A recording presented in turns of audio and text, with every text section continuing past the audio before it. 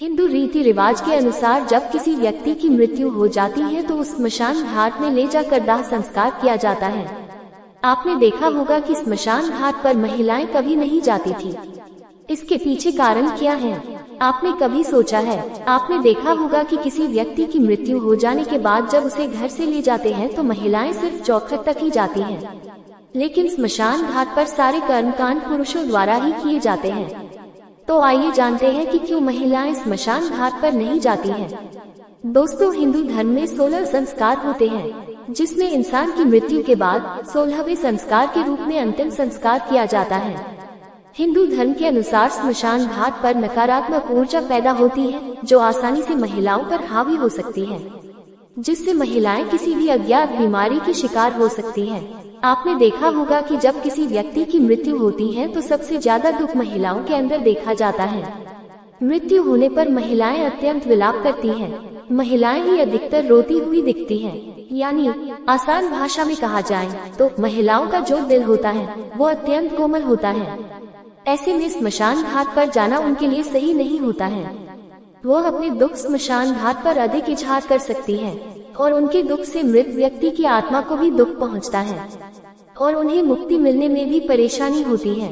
साथ ही साथ महिला की सेहत पर भी असर पड़ सकता है। स्मशान घाट पर जब शव को जलाया जाता है तो बहुत से जहरीले कीटाणु वातावरण में शामिल होते हैं। आपने अक्सर देखा होगा कि शव को जलाने के बाद पुरुष अपने बाल कटवा लेते हैं और नदी में स्नान करते हैं, जबकि हिंदू धर्म में महिलाओं का बाल कटवाना अशुभ माना जाता है। ऐसी मान्यता है कि स्मशान में कई आत्माएं भी होती हैं जो महिलाओं के अंदर शरीर पर हावी होने की संभावना भी बनी रहती है। इसलिए महिलाओं को स्मशान घाट पर जाने को मना किया जाता है। हालांकि अब समय बदल गया है, अब महिलाएं भी स्मशान घाट पर जाने लगी है।